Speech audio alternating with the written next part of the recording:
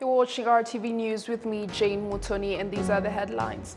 President Paul Kagame has virtually joined the meeting of the African Union Bureau of Assembly extended to the heads of state of vaccine manufacturing countries. Rwanda's Ministry of Foreign Affairs has cautioned the private sector to be more vigilant and productive in terms of trade agreements that the country has with other countries because Rwanda's diplomacy relies on economic development. Well, welcome to the news in details. Now, as we begin this edition, let us inform you that President Paul Kagame has virtually joined the meeting of the African Union Bureau of Assembly extended to the heads of state of vaccine manufacturing countries. The discussions held included the need to establish coordination mechanism to ensure the distribution of vaccines manufactured in Africa. The following were the remarks of the Rwandan head of state. Excellency President Macky Sall, Chairperson of the African Union, Excellency President Cyril Ramaphosa, African Union Chairperson for COVID Response Champion, Excellencies, Heads of State, Heads of Members of the Bureau of the Assembly,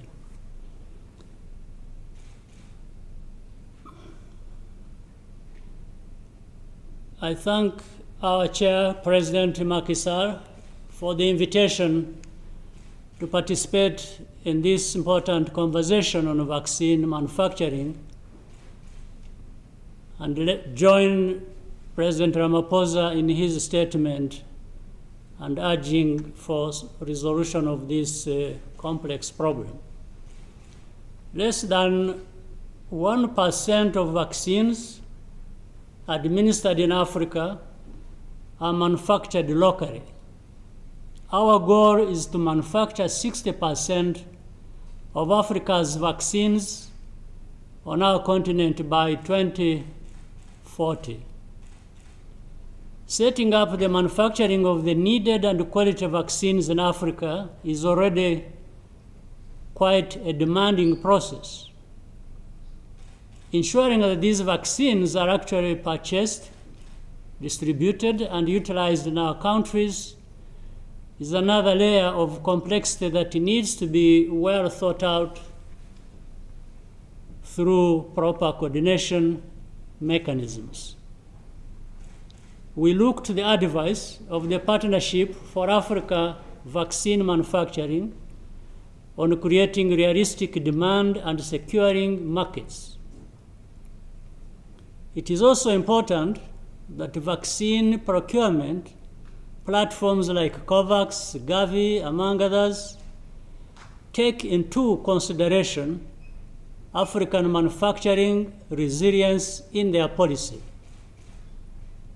For example, we can work to establish a reasonable formula that provides some guarantee that vaccines produced in Africa will have a market. This will be possible to achieve if African manufacturers can work together and also compete with other regions, both on cost and quality. Strong regulation is critical, which is why we need to collaborate on ensuring that the African Medicines Agency is fully operational. I suggest we work together on engaging key partners without delay to find a viable way forward that will stimulate further investment in African vaccine manufacturing capacity. Mr. President, Chairperson of the African Union, I thank you for your invitation and kind attention. Reminiscent of the 2009 H1N1 influenza pandemic, the COVID-19 pandemic has perpetuated the stark reality of vaccine insecurity in Africa. Less than 1% of all vaccines used on the continent are locally produced, a statistic that reveals the intense vulnerability and overdependence of foreign supplies that African leaders are now looking to address. Moving forward, the Chief of Defense Staff of Rwanda and his counterpart of Mali have agreed that they are going to enhance military cooperation in order to further promote peace for the benefit of their people. Now, this was reiterated on Tuesday by the Chief of Defense of Staff of Mali after having discussions with the Minister of Defense of Rwanda and the Chief of Defense Staff. Now, the Chief Defense Staff of Mali is on an official visit to Rwanda. Olive Nete has this report. On Tuesday morning, the Chief of Defense Staff of Mali, Major General Oumar Diarra, and his delegation were received by the Minister of Defense, Major General Albert Murasira, and the Chief of Defense Staff of the RDF, General John Bosco Kazura, at the headquarters of the Ministry of Defense. Major General Oumar Diarra noted that among the key points of their visit include learning from the experience and expertise of Rwanda in peacekeeping. And discuss about experience, Rwanda's experience and expertise on the reconstruction and the capacity building of the Rwandese army, and able to implement the same thing in Mali. And since yesterday, our arrival, what I've seen here is really impressive. This morning we have the briefing. We talk about everything, and I was very impressed by the openness of the general and his staff, to provide us with whatever we want in order to build our capacity, the Malian army capacity. In the afternoon, the Malian delegation continued their visit to the Kigali Genocide Memorial at Gisozi, where they paid tribute to the victims of the 1994 genocide against the Tutsi buried in the memorial. In a message after the visit, he noted that this memorial is a proof of how man can be so bad. This history should inspire all Africans and make them understand that hatred and wickedness can only destroy. As a military leader, it is very clear that nothing can justify these crimes. We must be careful with the orders that we give, and the conduct of our operations must be based on protecting our population. My condolences and peace to the souls of the victims. The first day of the official visit ended at the Campaign Against Genocide Museum, where they received in-depth explanations of how the genocide was stopped. The visit is expected to last for 3 days. Olive Nete, RTV News. Rwanda's Ministry of Foreign Affairs has cautioned the private sector to be more vigilant and productive in terms of trade agreements that the country has with other countries, because Rwanda diplomacy relies on economic development. Isabel Masozera has this report.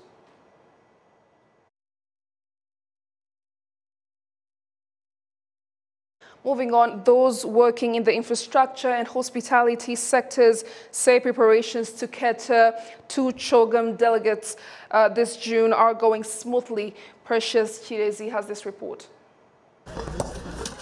If you've taken a look at Kigali lately, you might have noticed that the road expansions and reconstructions taking place are nearing their end. This is to ensure the smooth running of CHOGM and simultaneously ensure that those who use the roads regularly can still find their way around, as the Minister of State of the Infrastructure Ministry elaborates on. Twahereye ku gutegura ikibuga cy'indege, ikibuga mpuzamahanga cya Kigali. Our preparations started with the Kigali International Airport, which is the location at which most people arrive, that doubles as a parking space for approximately 50 aircraft. In addition to that, road expansions equate to over 12 kilometers, along with 9 other roads currently being reconstructed, including the Sonatube area frequented by residents in Kigali and those attending the summit. We're generally ready to receive CHOGM attendees. Some residents claim the road construction and expansion is not only benefiting CHOGM attendees, but also those that frequent the transport sector, like cab drivers or motorcyclists, to conduct their business adequately. These new roads will help us find our way around when those attending the summit are using the main ones. Those attending the summit will need to be accommodated, fed, and entertained. And those in charge of that say that the preparations they've conducted the past 2 years have come a long way. We have expanded the hotel and we now have more rooms and conference rooms that can accommodate double of what we initially could. Our employees that were made redundant due to the pandemic have returned along with new additions that have been trained. CHOGM is being talked about by all Rwandans. Hotel owners have been urged to perfect service quality as they attend to those that will be in here for the summit and raise their standards, which the PSF Director General has pointed. We have brought in experienced people from different fields, such as culinary and waitressing experts that have been trained to package things to benefit those that seek their services before or after the summit. We have also created a platform to keep the tourists updated on what's happening, which gives them a wide range of choice for where they prefer to spend their time. The Ministry of Infrastructure has allocated over 4 billion Rwandan francs to road construction and expansion within the last 2 years. Some roads are ready and others are still being worked on. Residents have been urged to use these roads and leave the major ones to those attending the summit. Precious Chidezi, RTV News. Thank you, Precious, for that report. Now, Rwanda's Ministry of Foreign Affairs has cautioned the private sector to be more vigilant and productive in terms of trade and trade agreements that the country has with other countries because Rwanda's diplomacy relies on economic development. Isabella Masozera has this report. It is not uncommon for Rwanda to sign cooperation agreements with other countries, but more often than not, many of these agreements are related to trade and economic cooperation. On the last day of the 3-day retreat for leaders of the Private Sector Federation held in Bugesera district, the advisor to the Ministry for Foreign Affairs and Cooperation, Ambassador Monique Mukaruriza, called on the private sector to implement the agreement. Rwanda's leadership prioritizes economic development, especially today. The country has put emphasis on what we call economic diplomacy. I believe in the recent past you have witnessed the country signing agreements with African countries and beyond to ease and facilitate trade. We have seen how the war in Ukraine has affected even the Rwandan entrepreneurs in the countryside. This means we need to build a sustainable economy supported by Rwandan entrepreneurs. We also need to work together with other African countries so that we become self-sufficient as a continent, so that when there's a problem abroad, we are not affected. In addition to agreements with other countries, Rwanda is a member of various international organizations, including East Africa, COMESA, and the African Union, among others, not to mention the African Common Market, the AFCFTA, which is another great opportunity for the Rwandan private sector.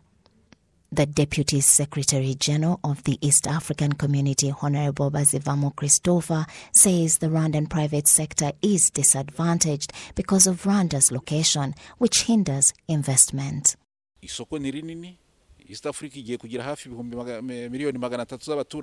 The market is big. East Africa now has almost 300 million people and Rwanda is in the center, which means trading in Rwanda is made easier, transacting from different corners of the region because we have embraced the spirit of the East African community.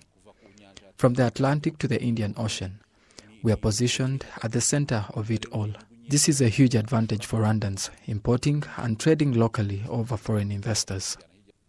Industries is one of the most anticipated sectors of the economy to take over Rwanda's expanding market. However, despite the fact that its growth level has been affected by the COVID-19 pandemic, some Rwandan industrialists say the pandemic proved their potential and showed them that the government believes in their ability to compete with others in the market. Even though we are a landlocked country, we have proved ourselves by staying resilient during the COVID-19 pandemic. The problem we had previously with outstanding debts is now improving because of the Development Bank of Rwanda that accepted to extend us loans with better interest rates, which allows us to compete favorably with foreign investors that come here with good loans and long-term payback timelines. A 3-day retreat of up to 400 private sector leaders held in Bugesera district concluded its work on Tuesday with 13 resolutions, one of which is a decision to work together, promote joint investment and collective investment to enable them to compete against big companies from private sectors in other countries. Isabel Masozera, RWANDA News. Thank you, Isabel. Now, the court of assize in Paris on Tuesday continued the trial of the Rwandan genocide suspect, Laurent Wuchibaruta. The day's proceedings began with the dismissal of Wuchibaruta lawyers' request for the court to disregard compensations claims in the case. Now, the court also listened to what experts have to say in cases because they help give a better understanding of the history of Rwanda and the genocide against the Tutsi, especially since the jury members such cases are selected from the general public and are usually do not have an education on legal matters. Moving on, people in different parts of the country without electricity say they are eagerly awaiting it as the Rwanda Energy Group continues with its drive to supply electricity to the entire population by 2024. Betty Mutoni has this report. When you move in different parts of the country, you see the electricity poles in some of the villages where some of the citizens have already received power and others are still waiting. Nyabjondo Malsed is one of the residents of Nyamweru Cell in Kanyinya sector, located in Nyarugenge district, has already bought some of the electricity materials, which will help him in connecting electricity in his house. He noted that he's eagerly waiting for the electricity because he knows the benefits of having it. They told us that cash powers are not yet available due to the COVID-19 pandemic. It is hard to get them. Most of works require electricity. When I want to fix my door, I go to Nyabugogo, but if I had power, I would do it here myself. We have hope that we shall get it because, as President Kagame pledged to get every Rwandan out of darkness. Susan Wilaji is one of the residents in Kenya sector, also noted that her home is waiting for the electricity and she believes that since President promised them to get power, they must get it. While the residents of some settlement of Nyarugenge district are waiting for the electricity, residents in Shorongi village, located in Urindo district, are receiving it when the reg workers are supplying it. Noheli Jemve is one of the people who got it and he's so happy to get it. I was lacking a lot of things. I would eat in the darkness. I could not be able to charge my phone, but I now have everything, and I'm even able to watch TV. I am lucky that I have got it through this promotion, where we shall be paying in installments. I used to do most of the things in Kigali, but when power was supplied here, I had to shift. I have one employee whom I pay monthly, and others are paid according to the work they have done, which also helps them to develop. People who have got power have already started using it to develop. Francis Shimiman is a young entrepreneur whose electricity helped him and others to develop, as he explains. Yeah, looking at the commitment from different actors as inclusive, I'm confident. For example, as practical action, we have provided more than 4,000 solar home system to refugees household who are among the poorest or considered the last mile cursed communities, and we are working on a phase 2 project that will target about 150 beneficiaries on solar, on household lighting, something about more than 1,000 small businesses supported throughout that, and also community lighting for that community. Different partners in the energy sector have a lot to play in bringing electricity closer to the people, where they noted that they are continuing to do their best to provide electricity to the entire population. The government of Rwanda aims at providing electricity to every citizen by 2024, where 70% will be on national grid, while 30% will be off-grid, and is explained by the Chief Executive Officer of REG. So I can tell you that when I came to the country in 2017, the percentage of connection was 30% and something like 36%. And the request for we are working on grid and off-grid. In the off-grid, we got, with the support of the World Bank and the government of Rwanda, a very good deal for the population. They are getting support according to the UBDA category. And the government of Rwanda, with the support of the World Bank, is financing big part of it. So people get strong incentive to get electricity. I'm confident that by end of 2024, we will reach 100%. Rwanda has made a significant stride in energy distribution because in the year 2000, it was just at 2%. In 2010, it reached on 9%, and 2021, it was on 65%. As of March this year, the figure had reached 69%, with 20% of grid. Betty Mutoni, RWANdaTV News. Well, on behalf of the entire news production team, thank you so much for your company. I'm Jane Mutoni. Bye for now.